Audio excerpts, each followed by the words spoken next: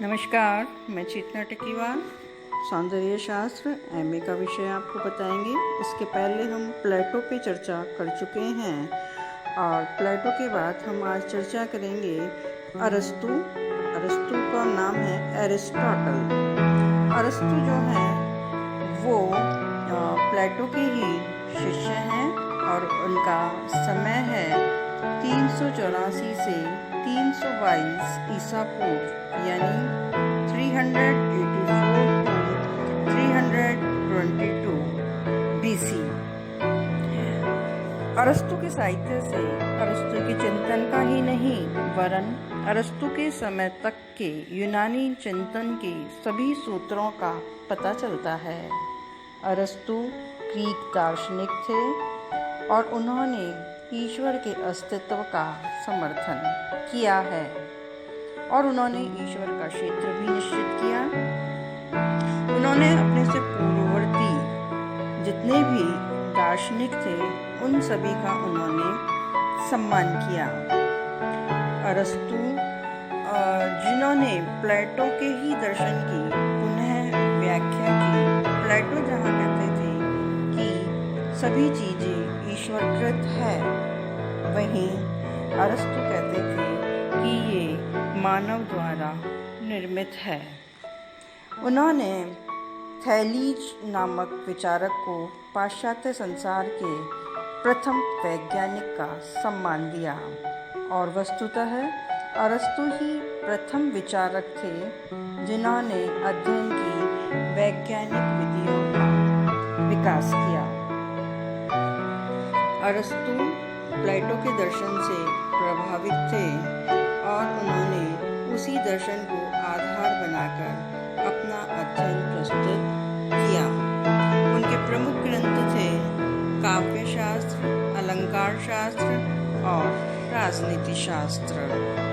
अरस्तु राजवैद्य के पुत्र थे और उन्हें बचपन से ही इस प्रकार का वातावरण मिला जिससे कि उनका सिद्धांत जो है वो विश्लेषणात्मक हो गया और उन्होंने उसी आधार पर अपने सिद्धांत को विश्लेषित किया।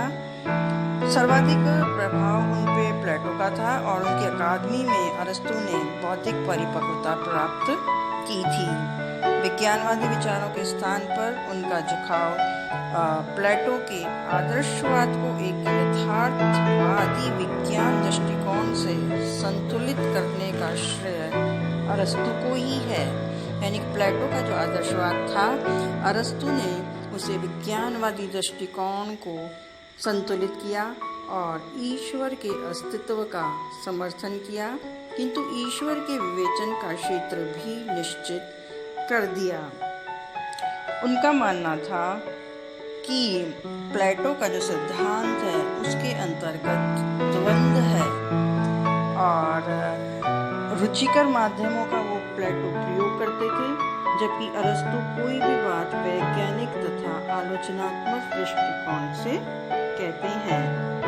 चिंतन के विशुद्ध प्रणालीगत नियमन एवं उनकी आकारिक प्रामाणिकता के बारे में एक व्यवस्थित विचारधारा का स्पष्टीकरण सर्वप्रथम अरस्तु ने ही किया।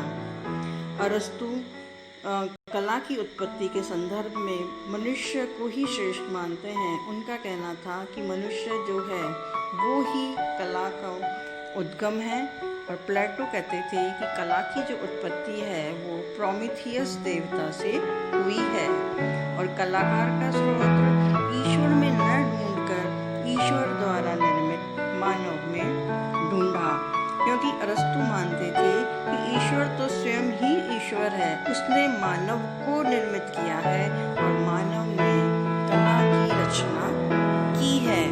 इस आधार पर हम देखें तो प्लेटो ईश्वर को सत्य मानता था, लेकिन यहाँ अरस्तु ने ईश्वर द्वारा कृत रचना को, जिसमें उन्होंने मानव को रखा है, मानव के दो हाथ हैं, वो ही कला की रचना करते हैं, वो ही सृजनात्मक ही कला है, ऐसा अरस्तु का मानना है। इसके साथ ही हम आगे पढ़ेंगे अनुकरण का सिद्धांत, उसकी चर्चा हम कल करेंगे। Thank you. आज के लिए